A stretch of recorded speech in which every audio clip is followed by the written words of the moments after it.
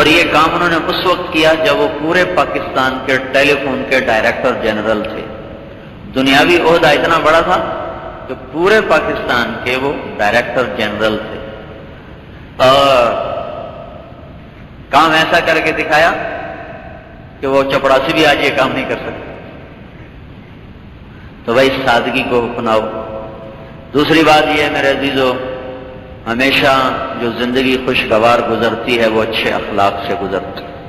یہ سونا، یہ چاندی، یہ مہر، سب چیزیں اس سے گھر آباد نہیں ہوتے۔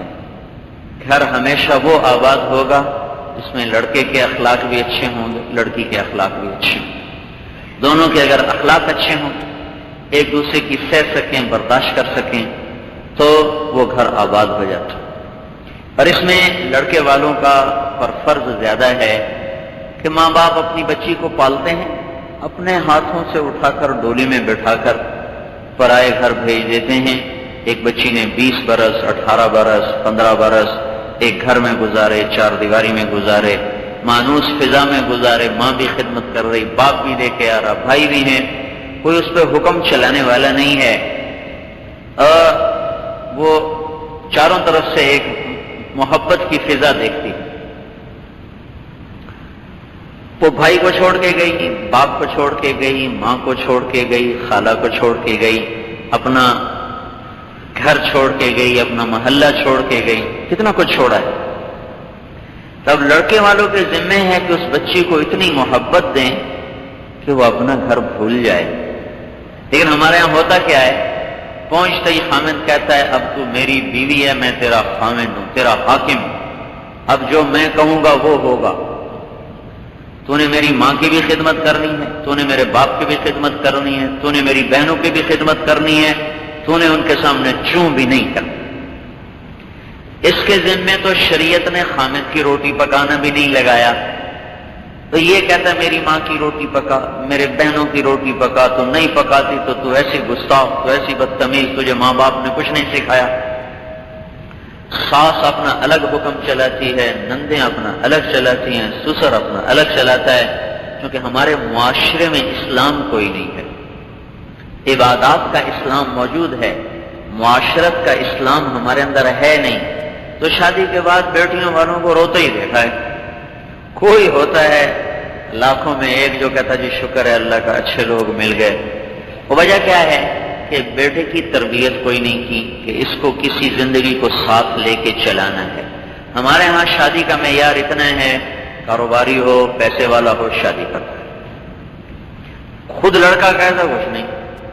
اور ہماری ایک بزرگ خاتون تھیں تو وہ اپنی بھتیجی کے اپنی بھانجی کے رشتے کی بات کر رہی، دوسری عورت کو بتا رہی۔ ہمارے ہم چونکہ ذمہ دار ہیں تو ہم کاروبار کی وجہ زمین دیکھتے ہیں، زمین کتنی، تو اب وہ دوسرے گھر اس کے 14 مربع ہیں، اس کی پیپر مل ہے۔ میں نے بیچ میں سے پوچھا، میں کہا ماسی وہ بچہ کیا ہو جائے، بچہ کیا ہو جائے، پتر وہ 14 مربع ان دی پیپر مل لے۔ میں نے پھر پوچھا، میں کہا ماسی وہ بچہ کیا ہو جائے، کہ بچہ وہ 14 مربع ان دی پیپر مل لے۔ میں نے تیسری دفعہ پوچھا، میں کہا ماسی وہ لڑکا کیسا ہے، اس نے پھر بھی یہی کہا اس کے 14 مربع ہیں، اس کی پیپر مل ہے۔ اس کو سمجھ میں نہیں آیا کہ میں کیا پوچھ رہا ہوں، میں پوچھ رہا ہوں وہ کیسا ہے، وہ کہہ رہی اس کے 14 مربع ہیں، 1 سال کے بعد طلاق ہو گئی۔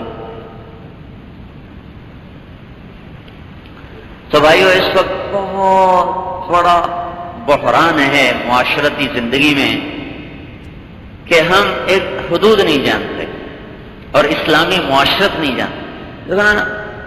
10,000 گاڑیاں جا رہی ہوں لائن میں تو کوئی ٹریفک نہیں رکے گی، 10 گاڑیاں لائنیں توڑ دیں تو ٹریفک ساری پھنس جائے گی۔